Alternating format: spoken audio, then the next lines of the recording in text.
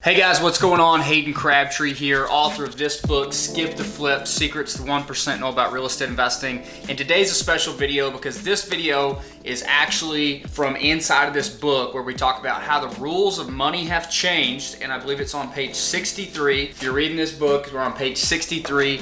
And so that's what this video is all about. This video is going to talk all about how the rules of money have changed, how what may have used to have been really good advice financially today is really bad advice. And we're going to go through some of that. I've got a couple things here to show you. We're going to look at a couple of graphs. This will be a really useful video to you if you don't know this information, okay? If you've been studying money, if you've been studying finance, you may have heard some of this stuff already, and I just want to elaborate on that, on my perspective, what I personally do to play the new rules of money correctly, and how in a very easy shift, you can do the exact same thing, right? You can use the new rules of money to your advantage, to your benefit, and make sure you're building your wealth the correct way in the new rules of money, okay? So before we dive in, if you haven't visited my channel, as this is your first time coming to my channel, do me a favor, hit that subscribe button. I would really appreciate it. I put out real estate investing, money advice all the time. My goal is every single week to bring you new, useful content, 100% free. Hit that subscribe button and like this video so that other people can see it, enjoy it, and learn from this video too. With that being said, let's dive in. All right, so let's get to it. Why have the rules of money changed? This right here, old Benjamin Franklin, one of my best friends, why has the rules of this guy right here changed, and what can we do about it? What does that mean for us? So the first thing that I want you to know is that this thing right here, which a lot of people don't own and a lot of people don't understand, this is an ounce of gold. Right now I'm recording this on May of 2021. The price of this guy right here is about $2,000, maybe a little bit less, a little bit more depending on where you buy it from, about $2,000 for this coin right here. So the price of this was actually $35 in 1934. And then there became a unique period in American history where gold actually became illegal to own. The government wanted all of their citizens to turn in their gold. And so it became this play where the government told us, hey, don't worry, give us all of your gold here. And what we're gonna do is we're gonna have the dollar, which is more convenient, it's lighter, it's easier to put in your pocket, it's easier to carry around. We're gonna give you dollars, and every single dollar is gonna be backed by an ounce of gold. Or not every single dollar, but every $35 is gonna be backed by an ounce of gold. And for every dollar that's out there in existence, you will be able to go and exchange that for gold if you needed to, okay? So that was called the gold standard. And back in those days when the money was backed by gold, it made really good sense for people to save money, right? Because saving money was essentially saving gold. Now, I don't want to get too far into a gold conversation, but why is gold a store of value? Why is gold good money?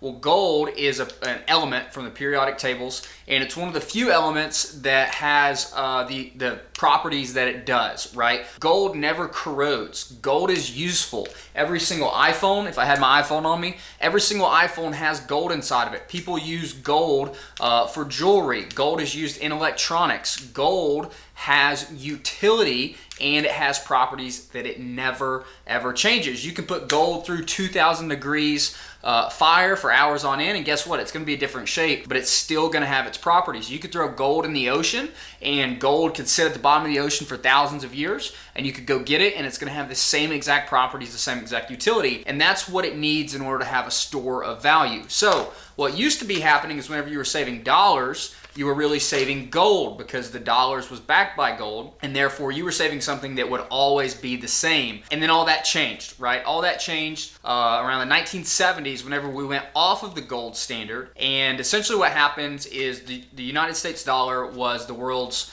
reserve currency, meaning everything was denominated in dollars, and the dollars reigned supreme, and it was because the dollars were backed up by gold. Well, all that changed in the 1970s because our government needed to be able to print money, okay? And so you can print money, right? But you can't print gold. To get gold, new gold, you have to go out into the world, you have to go find it in gold mines, you have to mine it out, and it's really expensive, right? The world global supply only increases about 2% a year because it's really hard to find, it's really hard to mine, it's really hard to get out. So how does this relate back to the rules of money? Well, it used to be the advice that you wanted to save money, right? Saving money for a rainy day, saving money for your future. And so that was really good advice whenever money was backed up by something that was really hard to make, aka gold, okay? But whenever money stopped being backed by anything, The only thing that money started being backed by was your faith that somebody else would accept it, your faith that this would always be good. And so we've obviously seen that not happen, right? A lot of people call this inflation, but it's essentially last year when you could go to the gas pump and you could get, 10 gallons of gas for 30 bucks, and you go this year and now 10 gallons of gas is 40 bucks. I know those aren't real numbers, but I'm just using them for example. That's called inflation, right? And we're not getting any more gas, but we're having to pay more money. So if let's just say I made all of my money, right, in the year 2000. Let's say I made $1 million in the year 2000, never made any more money. Well, it would have been in my best interest to go out and spend all that money in the year 2000 in hindsight, because now we sit in 2021, 2022, wherever you're watching this video, and we find out that, wow, the value of that $1 million since the year 2000 to where we're at now has really, really declined. I can buy a whole lot less houses. Cars cost more. Groceries cost more. Education costs more. Clothes cost more. Everything costs more. So now, essentially, the point that I want to get at of why saving money is no longer good advice is because the value of the dollar is constantly dropping, okay? And I think that's more important than ever to understand, is that the dollars that you have is buying you less and less and less stuff than ever before, right? So I want to show you a chart real quick. This is the Federal Reserve's programs. It's their balance sheet. So essentially what this means is how many dollars are out there in existence. So what's on the screen right now, in 2008, the total assets were $877 billion. Okay, $877 billion, which is just dollars out there in existence, right, that the Federal Reserve has created. And I want to show you guys, obviously we had the crisis of 2008, the housing crash, stock market crash, all of that good stuff. That happened later in the year. And so we see that the government started printing money in order to bail people out. This is called quantitative easing. They had several rounds of quantitative easing, Q1, Q2, and so on. And so we can see that the assets really jump up. This is all money that was printed. We went from, call it $855 billion up to about $2.2 trillion. Okay, so that's almost a 3x in money supply. But one thing we notice is that the money just keeps rising and rising and rising and rising until we get to a point just before 2020 when coronavirus hit. We had about $4 trillion on the balance sheet, $4 trillion in existence. And so we obviously know that coronavirus hit. There were lots of bailout programs, right? Citizens got stimulus checks, businesses got PPP loans, EIDL loans, tons of money was printed. I think we even sent money to different countries for whatever reason and just started handing out money over there. So who knows exactly where all this money was, but the point is that where we sit today, there's about $7.7 trillion in the balance sheet. So from 2008 up until the year 2020, we went from $855 billion, let's call it $1 trillion. Let's round up. Let's forget the $150 billion. Let's just round up. Let's say we were at $1 trillion in 2008, and then up to the year 2020, before coronavirus, we had $4 trillion. So that's an increase of $3 trillion over 12-year span, okay? And obviously, as we all know, looking back, things got significantly more expensive from 2008 until the year 2020. So let's look now what happens between the year 2020, the start of it, and the beginning of the year 2021. Not only did we print $3 trillion from 2008 to 2020, we printed $3 trillion from 2020 to 2021, right? And all of this was new money coming into the system, and as a result, we've got an on-fire housing market, we've got an on-fire stock market. Everybody seems to have money. People aren't working because unemployment benefits to get paid. They pay you more than $15 an hour to not work. It's just a really, really crazy time right now. And all of this is proof that the rules of money have changed. Now, let me ask you a question for you to really think about. If the dollar was backed by something real, it doesn't matter, right? Right now, this is a piece of paper. If you weren't willing to take this money from me, this would be no good to me. It'd be no good to anybody. I could barely even start a fire with this little piece of paper if you weren't willing to take it in exchange for goods and services, if you didn't think that thing had value. Why does this have value?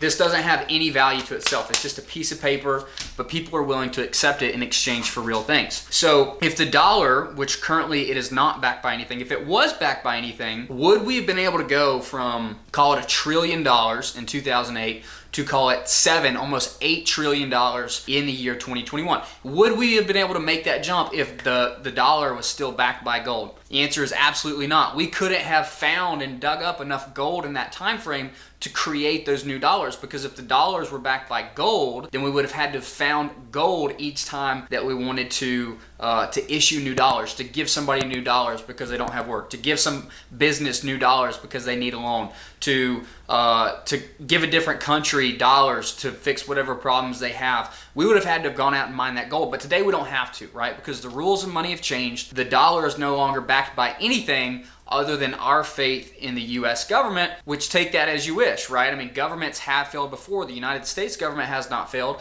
but if you look all the way back to, the Roman Empire, the denarius, governments seemingly at the time that nobody thought could have ever failed have failed, and therefore their money systems failed. So the point I'm trying to get around here is that if you're saving money, if you're going to work trading your time, which is a real thing, or you're selling real stuff in exchange for dollars and you're just stacking these dollars away, whether it be in a safe, in paper, or in a bank account, in digits, I think that's the wrong play. I think that play is not going to get you very far in the new rules of money because it's counterproductive, right? I'm going to work, I'm saving money. Each time I save money and I look up, everything I want to buy costs more money, okay? So what you need to be doing, where the rules of money have changed, your long-term goal should always be to own real assets. And so the real assets, this is not a real asset. There's nothing real to it. There's nothing backing it up. This house that I'm in right now, this is a real asset. This is something that I can use that provides me benefit. But this house that I live in for myself, my personal home, this is not a productive asset, okay? This asset, while I can use it and it provides me utility, it's not a productive asset in the sense that it produces cash flow, that I can, it's gonna appreciate some, but I can't really force appreciation.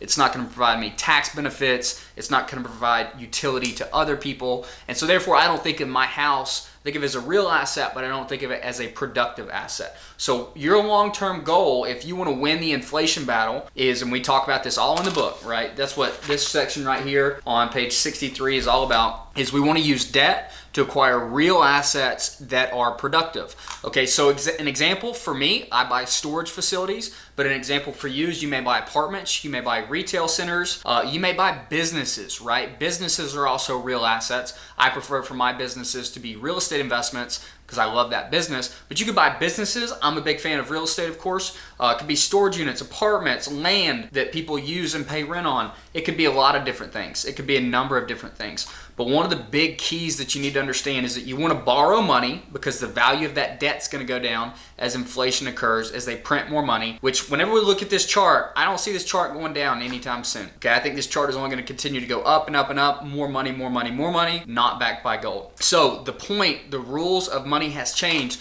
What you need to know is, of course, if we want to go out and we want to buy real productive assets, we have to have these. People still take these. I'm not going to tell you these are worthless because right now I can go down to the grocery store and I can buy, a buggy full of groceries. I can go do whatever. I could go to a restaurant. People will still take these dollars, and people will still take these dollars for real assets.